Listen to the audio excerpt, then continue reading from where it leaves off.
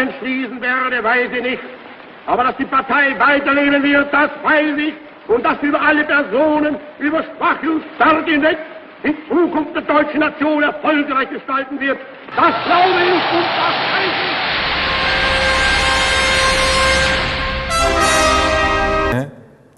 आज हम उस शख्सियत के बारे में गुफ्तगू करेंगे जिसे दुनिया अडोल्फ हिटलर के नाम से याद करती है।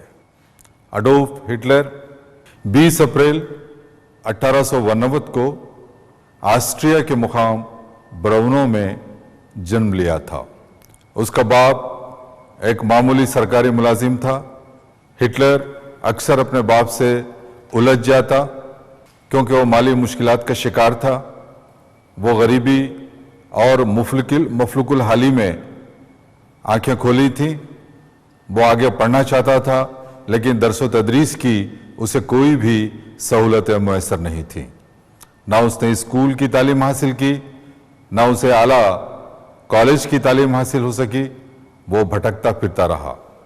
18 साल की उम्र में वो वियना गया और वियना के ज़माने में उसने घरेलू पेंटिंग का काम भी किया और अशिया भी फरोख्त किया करता था वो। और रातों में छोटी मोटी लॉज में पहुंचकर वहां भी काम किया करता था। वो ज़माना उसकी आवारागर्दी का ज़माना था। और जब रातें हो, जब कुछ उसे पैसे मिल जाते मेहनत मजदूरी के बाद, तो वो रातों में मिठाई की दुकानों में जाता और वहां बिस्किट्स खा लेता। उन मुकामात पे पहुंचता रातों में जहां पे खाने पीने की अशिया मुफ्त तकसीम की जाती और उससे भी वो मुस्तफीद होने की कोशिश करता। हिटलर का यह दौर बेकारी का दौर रहा, लेकिन उसने वियना में बहुत सी चीज़ें सीखी। उसे यह महसूस हुआ कि वियना के रहने वालों में कौमियत का जज्बा कम पाया जाता है और हुक्मरानी के तरीक़े भी उनमें मौजूद नहीं हैं। वो 1913 में म्यूनिख का सफ़र करता है और म्यूनिख पहुंचकर भी वो अपने पेशे को पेंटिंग को जारी रखता है। अपने रोज़गार का वही उसे ज़रिया बना लिया था। हिटलर ने 1914 में जब पहली जंग अजीम का आगाज़ हुआ तो उसने बावारिया के बादशाह लुडविग सुवम से दरख्वास्त की कि उसे फ़ौज में भर्ती किया जाए। उसकी दरख्वास्त मंजूर की गई और उसे सरहद पर बहैसियत सिपाही के भेजा गया। उसने पहली जंग अजीम में बढ़ चढ़कर हिस्सा लिया और जंग के ख़िताम पर उसे आयरन क्रॉस का तमगा भी मिला और उसकी बहादुरी और शुजाअत के कारनामों के सिले में उसे अवार्ड भी दिया गया।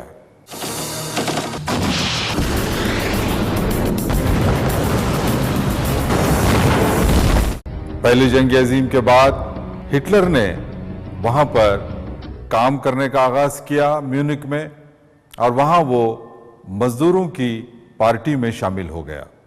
उस वक्त उस पार्टी के जुमला अरकान की तादाद सिर्फ 7 नफूस पर मुश्तमिल थी, लेकिन आहिस्ता आहिस्ता उसकी तादाद में इजाफा होता चला गया। 1923 में एक बड़ा अजीब व गरीब वाक़या रूनुमा हुआ जिसे तारीख़ में खुले म्यूनिख बीर हाल से मौसूम किया जाता है। इसमें उसने फौजी अफसर लुडेनडॉर्फ से मिलकर बगावत करने की कोशिश की और हुकूमत पर कब्ज़ा करने की कोशिश की, लेकिन उसकी वो कोशिश नाकामी में तब्दील हो गई और हिटलर को गिरफ्तार किया गया और उस पर खुली अदालत में मुकदमा चलाया गया और उसे 5 साल की सज़ा सुनाई गई। लैंड्सबर्ग की जेल में हिटलर को रखा गया। चूँकि वो एक सियासी पार्टी का कायद था, इसीलिए उसे रहने के लिए कमरा दिया गया और उसमें पढ़ने लिखने की सहूलतें भी फराहम की गईं और जेल खाने में उसने अपनी मशहूर ज़माना किताब मेन कैंप लिखनी शुरू की। मेन कैंप जिसे हम उर्दू में मेरी जिद्दोजहद कहते हैं। इस किताब में उसने अपनी ज़िंदगी के वाक़यात पेश किए اپنی قائدانہ صلاحیتوں کو اس نے واشگاف کیا اور لوگوں کے سامنے اپنی زندگی کے فلسفے کو، اپنے سیاسی حکمت عملی کو پیش کیا۔ وہ بمشکل جیل میں 1 سال رہا۔ اس کے بعد 1924 کے اواخر میں وہ جب زندان سے باہر آیا تو اس وقت حالات تیزی سے بدل رہے تھے۔ جرمن کی معیشت بہت ہی خراب ہوتی جا رہی تھی۔ پہلی جنگ عظیم کے بعد 1919 کا جو ورسیلز معاہدہ ہوا تھا اس کی روح سے جرمن کے حصے بکھرے کر دیے گئے تھے اور اس کے بہت سے ایسے علاقوں کو اس سے چھین لیا گیا تھا جو صنعتی تھے اور جو جہاں تیل کی پیداوار ہوتی، جہاں کوئلے کی پیداوار ہوتی، ایسے زرخیز علاقے جرمن سے چھین لیے گئے تھے اور جرمن پر قرضوں کا بے پناہ بوجھ بھی عائد کر دیا گیا تھا۔ اس پر جنگی جرمانے عائد کر دیے گئے تھے۔ ہر طرف معاشی بحران کا سلسلہ چل رہا تھا۔ ایسے حالات میں جرمن کی جو قومی کرنسی ہے اس کا معیار دن بدن گھٹتا چلا جا رہا تھا۔ 1921 میں 1 پاؤنڈ کے مماثل 771 مارکس کی قیمت تھی اور پھر 1922 میں 1 پاؤنڈ کے مماثل 30,000 مارکس کی قیمت متعین ہو گئی تھی۔ اس کے بعد اور بھی اس میں گراوٹ آتی چلی گئی اور معاشی بحران میں اضافہ ہوتا چلا گیا۔ جو ملک میں معاشی بحران بڑھتا چلا گیا ویسے ویسے ہٹلر کی نازی پارٹی کو عروج حاصل ہوتا چلا گیا۔ 1923 میں فرانس نے جرمن کے ریان کے مقام کو حاصل کر لیا اور اس کے بعد نازی پارٹی کی مقبولیت میں اضافہ ہوا اور عوام میں قومیت کے جذبات فروغ پانے لگے۔ انہیں یہ احساس ہونے لگا کہ ان کے ملک کی سالمیت خطرے میں ہے اور اس احساس کا بھرپور فائدہ ہٹلر اور اس کی نازی پارٹی نے اٹھانا شروع کر دیا۔ اس کے بعد ہٹلر کو اپنی پارٹی کو مضبوط کرنے کا موقع ملا۔ وہ 1930 کے انتخابات میں قومی اسمبلی کے انتخابات میں جب حصہ لیتا ہے تو اس کی پارٹی کو 170 نشستیں حاصل ہوتی ہیں۔ نازی پارٹی کو 1928 میں صرف 12 نشستیں حاصل تھیں، لیکن روز افزوں اس کی تعداد میں اضافہ ہوتا چلا جا رہا تھا۔ 1932 کے انتخابات میں نازی پارٹی کو 230 نشستیں قومی اسمبلی میں حاصل ہوئیں اور صدر ہنڈنبرگ نے مجبور ہو کر 1933 میں ہٹلر کو جرمن کا چانسلر بنا دیا۔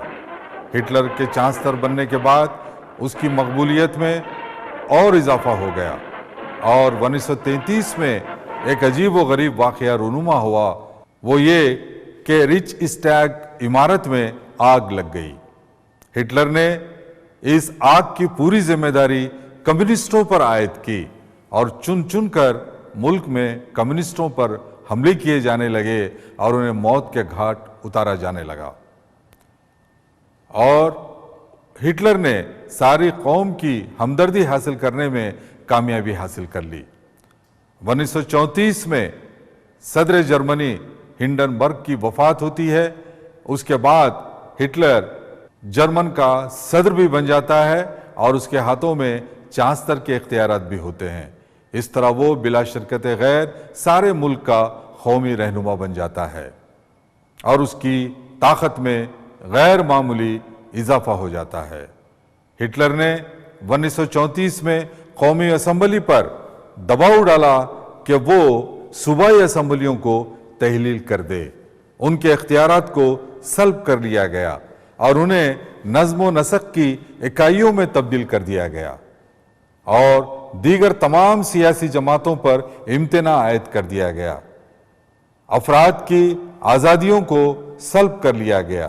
مکمل طور پر پریس سینسرشپ پورے ملک میں نافذ کر دی گئی۔ صرف نازی پارٹی کو ملک کی قومی پارٹی کی حیثیت سے تسلیم کیا گیا۔ ہٹلر کے ہاتھ میں اب پورے اختیارات آ چکے تھے اور تمام شعبہ حیات، معیشت، تعلیم، اور مالیہ، ان تمام شعبوں کو مرکزی حکومت کے تحت کر لیا گیا اور برلن سے سارے ملک پر حکومت کی جانے لگی۔ ہٹلر کے اس عروج کا، اس ترقی کا کیا سبب تھا؟ اگر ہم اس پر نگاہ ڈالیں تو ہمیں محسوس ہوتا ہے کہ اس کے عروج کا، اس کی طاقت کا سب سے بڑا راز وہ یہ تھا کہ جرمن میں جمہوری حکومت اس وقت قائم کی گئی جب سارے ملک میں افراتفری پھیلی ہوئی تھی اور معاشی بحران بڑھ رہا تھا، اور جرمنی میں شروع سے جمہوریت کی بنیادیں مستحکم نہیں تھیں، اور اس وقت جمہوریت قائم کی گئی جب جرمن پہلی جنگ عظیم میں مکمل طور پر ہار چکا تھا اور لوگوں میں مایوسی کا اندھیرا پھیلا ہوا تھا۔ اسی وجہ سے سارے لوگ اس جمہوری نظام کو حقارت کی نگاہوں سے دیکھنے لگے، اور بیرونی ممالک نے بھی جرمن میں جمہوری حکومت کو اور اس کے تجربے کو کامیاب ہونے نہیں دیا۔ اسی وجہ سے نازی پارٹی عوام میں ہردی لذیذ ہو گئی اور اس کی قیادت مسلمہ ہو گئی، اور وہ قومی ہیرو کا مقام حاصل کرنے میں کامیابی حاصل کر لیا۔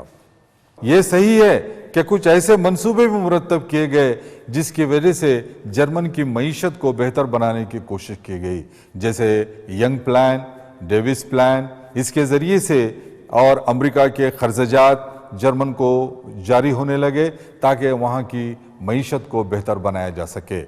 لیکن 1929 کا جو معاشی بحران شروع ہوا اور جس کی لپیٹ میں جرمن آیا، اس کے بعد امریکہ نے اپنے قرضے بند کر دیے، اور جس کی وجہ سے جرمن میں معاشی بحران اور معاشی بدحالی، پسماندگی بے پناہ پھیلنے لگی، اور اس سے فائدہ اٹھا کر نازی پارٹی نے عوام کے جذبات کو بلیک میل کرنا شروع کر دیا۔ اگر ہم ہٹلر کی داخلی پالیسی پر ایک دائرہ نظر ڈالتے ہیں تو ہمیں یہ اندازہ ہوتا ہے کہ جرمن میں مطلق العنانیت کی داغ بیل ڈال دی گئی۔ ایک شخص واحد کی حکومت سارے ملک میں قائم ہو گئی۔ ہٹلر نے ساری صنعتوں کو قومیایا اور اس نے درآمدات کی حوصلہ شکنی کی، امپورٹس پر پابندیاں عائد کر دی گئیں۔ اس کے بجائے اس نے برآمدات کی حوصلہ افزائی شروع کر دی، اور صنعت و حرفت میں بھی بنیادی انقلابی تبدیلیاں اس نے روشناس کیں۔ ربر، کوئلہ، موٹر کا ایندھن، یہ سب چیزیں ملک ہی میں تیار کی جانے لگیں، اور بے روزگاری کو ختم کرنے کے لیے نوجوانوں کو روزگار کے ذرائع بھی حکومت کی جانب سے فراہم کیے جانے لگے، انہیں محنت مزدوری میں مشغول کیا جانے لگا، اور اس سے ہٹ کر اسلحہ سازی کے کارخانوں میں بھی انہیں روزگار مہیا کیا گیا۔ اس طرح سے اس نے بے روزگاری پہ قابو پانے کی کوشش کی، اور سارے محکموں کو اس نے مرتکز کر لیا، اور سارے ملک میں ایک مرکزی حکومت تشکیل دی گئی۔ دیکھتے ہی دیکھتے 5 سال کے اندر جرمن ایک خود مکتفی ملک بن گیا۔ اس طرح سے یہ ہٹلر کا عظیم الشان کارنامہ رہا کہ اس نے اپنے لوگوں میں عزت نفس کے جذبے کو پیدا کیا۔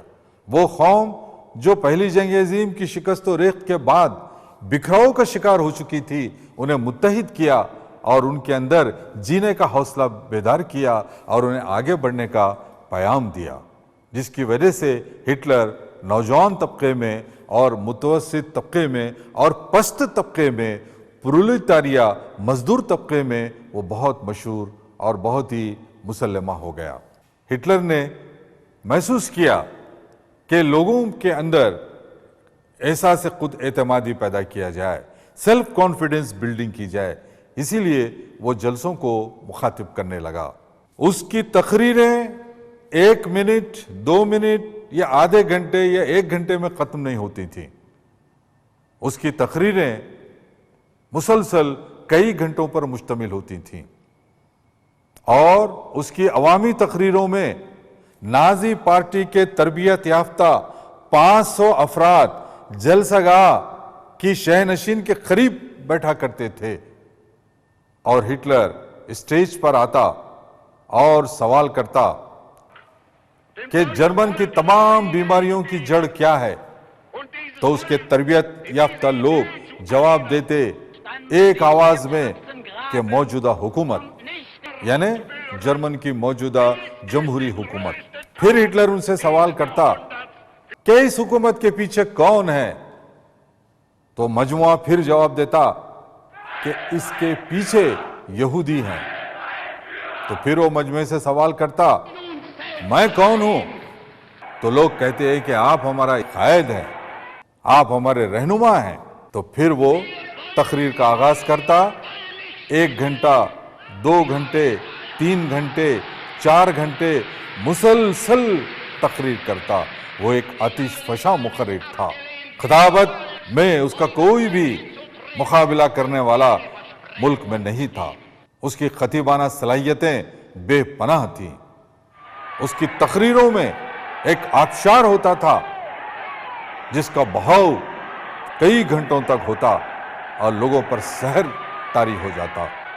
ایک ایک لفظ اس کا لوگوں کے دلوں میں اترتا چلا جاتا، جس کی وجہ سے نازی پارٹی ملک کے گوشے گوشے میں پھیل گئی۔ آئیے اب ہم ہٹلر کی خارجہ پالیسی پر ٹائرانہ نظر ڈالتے ہیں۔ ہٹلر کی خارجہ پالیسی کا بنیادی مقصد جرمن کو عروج پر لے جانا تھا، آسمان کی بلندیوں تک لے جانا تھا۔ اسی لیے اس نے پولینڈ سے 1934 میں 10 سالہ معاہدہ کیا۔ وہ اپنی سرحدوں پر، پولینڈ کی سرحدوں پر امن و امان باقی رکھنا چاہتا تھا، لیکن در پردہ اس کی نگاہیں پولینڈ پر تھیں۔ وہ اپنے اندرونی مقاصد کو پیش نظر رکھتے ہوئے پولینڈ سے اس نے معاہدہ کیا۔ اس کے علاوہ وہ پہلی جنگ عظیم کے فاتحین کی طاقت کا امتحان لینا چاہتا تھا۔ وہ یہ دیکھنا چاہتا تھا کہ ان فاتحین میں 1919 کے ورسیلس معاہدے کی شرائط پر جرمن کو عمل کرنے کی طاقت رکھتے ہیں یا نہیں۔ اسی لیے اس نے اسپین کی خانہ جنگی میں مداخلت کی۔